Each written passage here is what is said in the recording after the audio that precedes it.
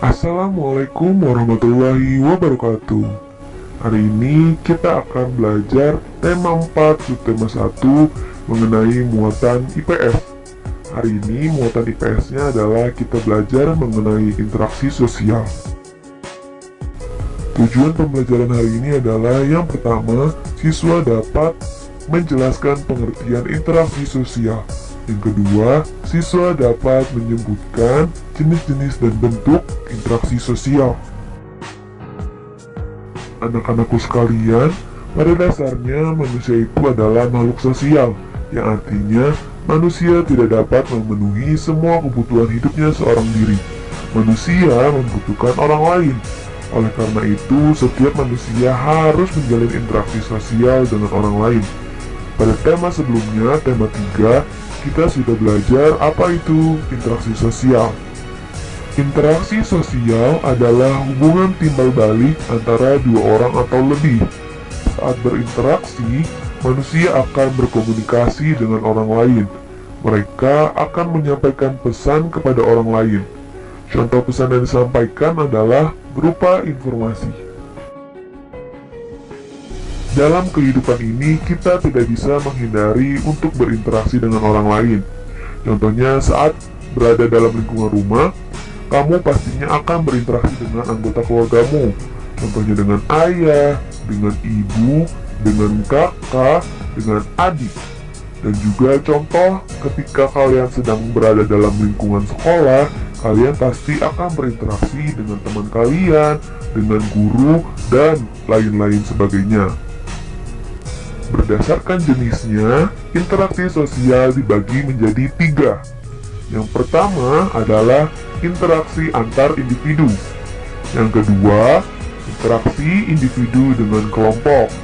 Yang ketiga, interaksi kelompok dengan kelompok. Interaksi antar individu adalah interaksi antara dua orang. Contohnya yaitu yang pertama, ibu mengajari anaknya saat belajar daring. Yang kedua, ayah sedang menasehati anaknya. Yang ketiga, kakak mengajari adiknya belajar matematika. Yang keempat, seorang siswa bertanya kepada guru. Yang kelima, dokter mengobati pasiennya. Yang kedua, interaksi individu dengan kelompok. Interaksi individu dengan kelompok adalah interaksi antara seseorang dengan kelompok atau dua orang atau lebih. Contohnya adalah yang pertama, bu guru berbicara di depan siswa-siswanya. Yang kedua, ketua RW berbicara di depan warga. Yang ketiga, lurah sedang berdiskusi dengan para warga. Yang keempat, ketua kelompok berdiskusi dengan anggota-anggotanya. Yang kelima, seorang siswa membacakan puisi di depan teman-temannya. Yang ketiga, interaksi kelompok dengan kelompok. Interaksi kelompok dengan kelompok adalah interaksi antara dua kelompok. Contohnya yaitu yang pertama, kelompok PMR dan kelompok pramuka bekerja sama memberikan bantuan kepada korban bencana alam.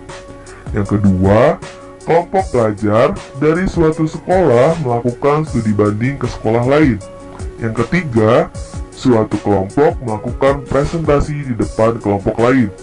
Yang keempat, dua tim sepak bola bersalaman ketika akan bertanding. Yang kelima, pertandingan tarik tambang antara kelompok. Selain untuk memenuhi kebutuhan hidup, interaksi juga merupakan sarana untuk mencapai tujuan bersama.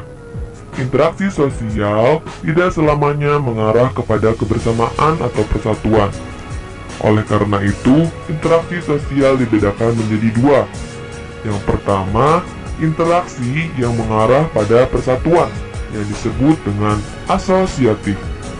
Yang kedua, interaksi yang mengarah pada perpecahan, atau disebut juga interaksi bersifat disosiatif. Contoh interaksi yang mengarah pada persatuan atau interaksi asosiatif adalah yang pertama, para siswa melakukan kerja kelompok. Yang kedua, masyarakat mengikuti pemilihan umum. Yang ketiga, masyarakat bergotong royong membersihkan selokan. Yang keempat, setiap orang saling menghormati dan menghargai antar umat beragama. Yang kelima, anak-anak bermain bersama teman secara sportif. Contoh interaksi yang mengarah pada perpecahan atau interaksi disosiatif adalah yang pertama, warga antar suku perang memperebutkan wilayah. Yang kedua, seseorang bertengkar dengan orang lain. Yang ketiga, dua negara saling berseteru. Yang keempat, warga saling berselisih saat rapat RW. Yang kelima, pelajar melakukan tawuran. Interaksi sosial di lingkungan masyarakat. Setiap anggota masyarakat menjalin interaksi untuk mencapai tujuan bersama. Salah satu tujuan tersebut adalah menciptakan lingkungan yang bersih, aman, dan juga tentram. Berikut contoh interaksi sosial di lingkungan masyarakat sebagai upaya menciptakan lingkungan yang bersih, aman, dan tentram. Yang pertama, melaksanakan kerja bakti secara rutin. Yang kedua, mengadakan ronda malam atau siskamling. Yang ketiga, menyelesaikan masalah lingkungan melalui musyawarah. Yang keempat, saling menghormati dan menghargai sesama. Yang kelima, tidak mengganggu orang lain yang sedang beribadah. Yang keenam, menjunjung tinggi rasa toleransi antar umat beragama. Yang ketujuh, tolong-menolong dengan warga sekitar. Yang kedelapan, mengadakan perlombaan atau kegiatan yang dapat meningkatkan kebersamaan. Kerjakan buku paket kalian halaman 22 dan juga 23.